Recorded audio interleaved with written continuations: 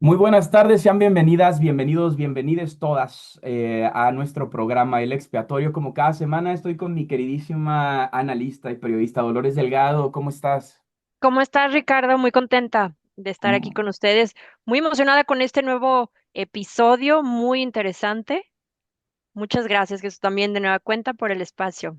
El surgimiento de un grupo político y cultural narrado desde las más oscuras catacumbas de la Dirección Federal de Seguridad, este aparato espía que estuvo coordinado durante los 70s y 80s bajo el seudónimo de Dirección Federal de Seguridad o eufemismo. Querida Dolores, en esta ocasión tenemos dos expedientes muy interesantes, el de ANDA, la Asociación Nacional de Actores, y el de Jorge Negrete y Ofelia Medina, la correlación entre los movimientos sindicales, actorales, culturales y por supuesto políticos de la década de los 70s y 80s en México.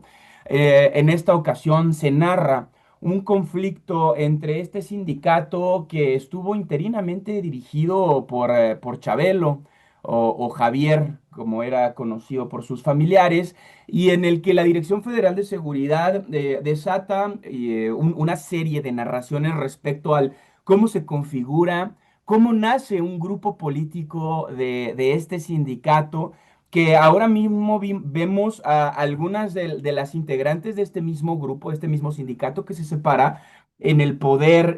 Me refiero a las Reinas Chulas y bueno, su relación con Ofelia Medina en este apartado. Después de la lectura y de haber conocido estos expedientes, querida Dolores, ¿con qué impresión te quedas? ¿Qué es lo que estamos viendo frente a nosotros? Es decir, la disolución de un sindicato y la aparición de uno nuevo. ¿Qué es lo que alcanzas a ver? Pues mira, primero es importante tal vez trazar un poquito la línea del tiempo con los sindicatos.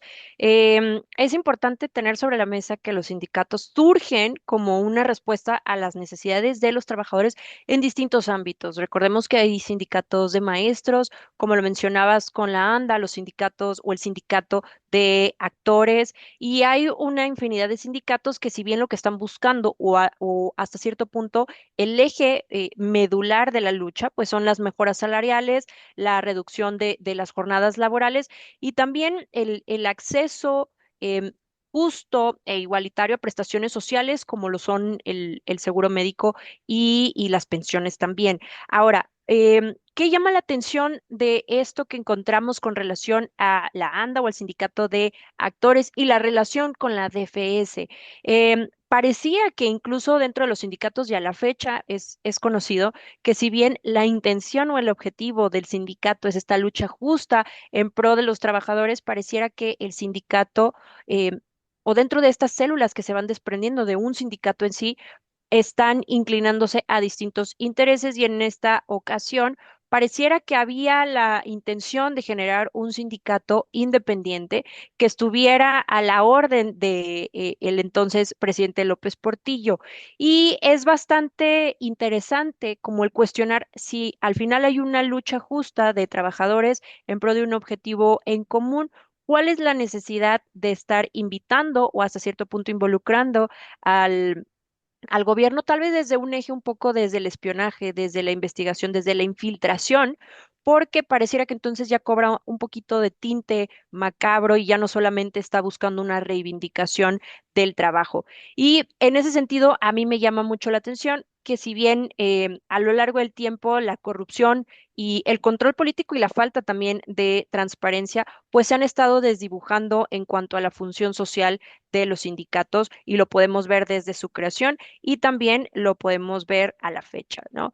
Sí invita bastante a la reflexión porque también el hecho de que dentro de estos sindicatos estén permeando esta motivación al espionaje, pues hasta cierto punto ya no solamente es la DFS la que está violando los derechos humanos, la que en su momento violó los derechos humanos, sino también que está siendo permeado por compañeras y compañeros de los mismos. Entonces, por supuesto que esto invita a la reflexión y además, retomando un poquito el tema del capítulo pasado, pues por supuesto, ya es un poco sobrado el decir si los actores tenían negocios o tenían actividades que podían ser una amenaza para el gobierno. Más allá de eso, pues realmente es que cualquier cosa en la que el gobierno no esté de acuerdo, pues por supuesto es una amenaza. Habrá que ver desde qué lente nosotros queremos estar justificando este tipo de actividades o bien también sentenciándolas.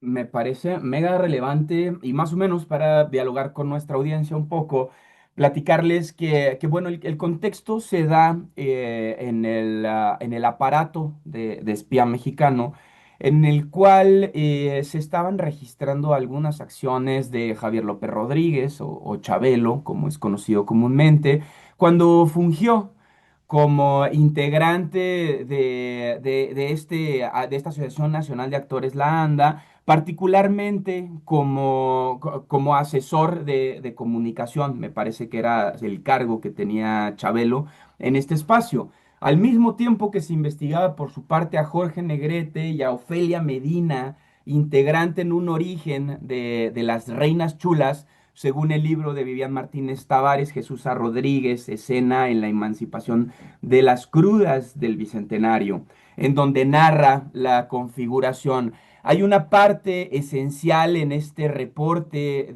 que, bueno, libera de manera original el medio Milenio, en donde cierran la narración contando esta parte en la que, bueno, el sindicato oficial reporta a López Portillo que va a tener una reunión con él debido a que están de alguna manera siendo encabezados por otro sujeto quien está intentando generar un sindicato ajeno a la ANDA, en ese entonces, en 1977.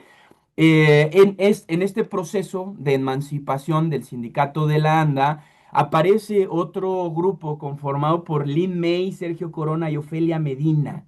Esto es fabuloso porque cierra la narración que luego de una reunión con el entonces secretario del Trabajo por las disoluciones de la ANDA encabezadas por Enrique Lizalde, quien hacía contraparte al grupo de Chabelo, pues bueno, cierran esta narración asegurando que para que se entrevisten los actores de teatro, de revista y cabaret, y que al mismo tiempo se configure el grupo integrado por las personas que estamos señalando.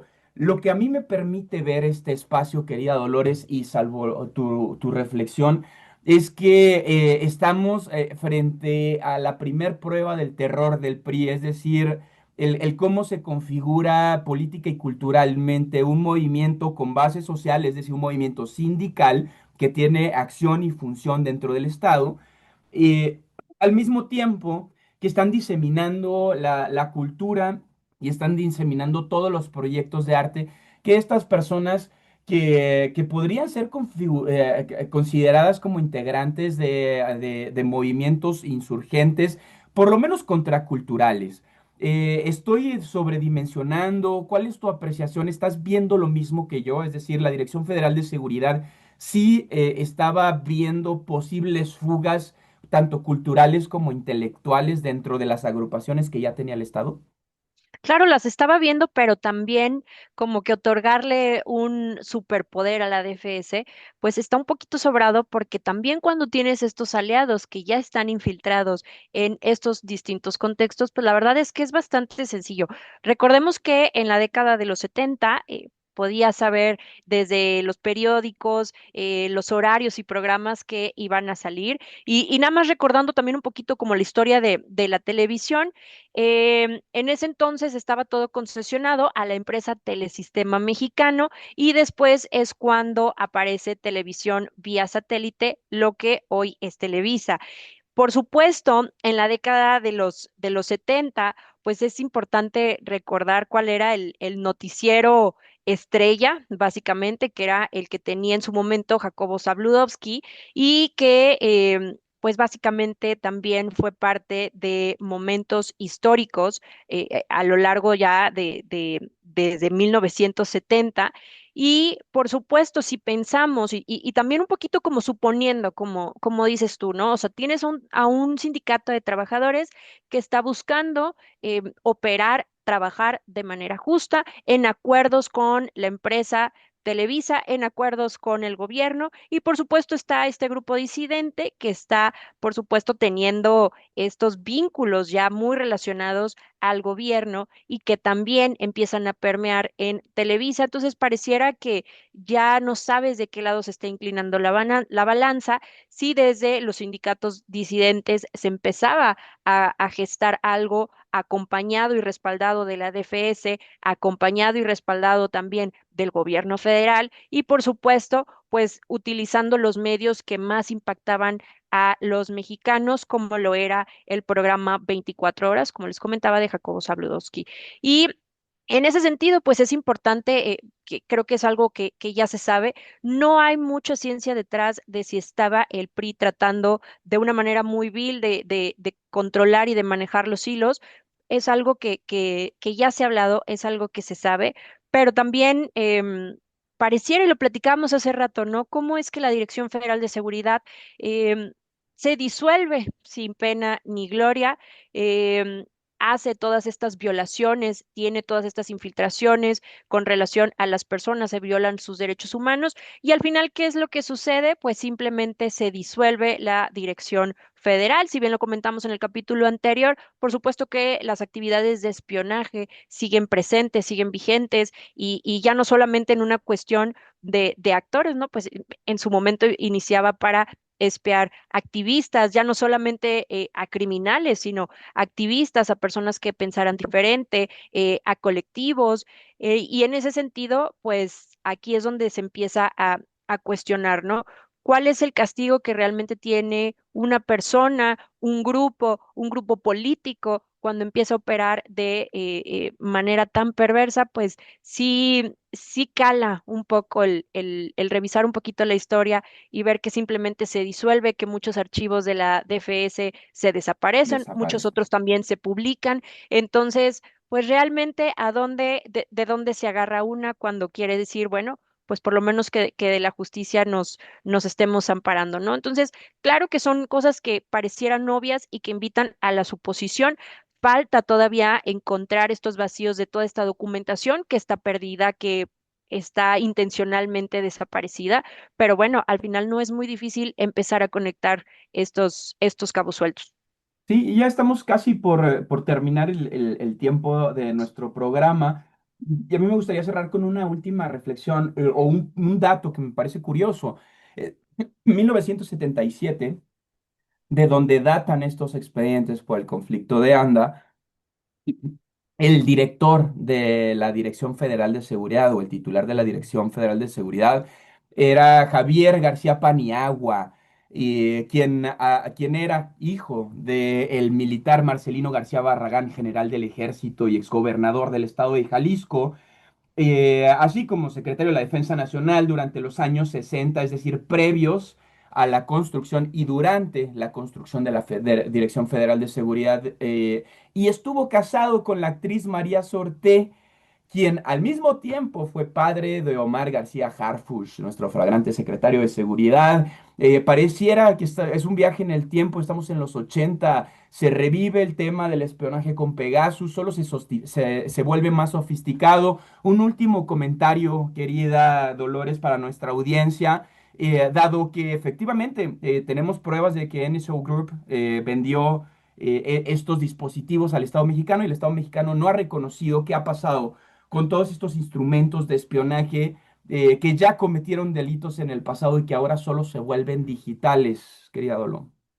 La historia debe ser al final siempre la brújula de todas las personas y si bien se siguen tocando estos temas que parecieran dentro de las conclusiones son evidentes.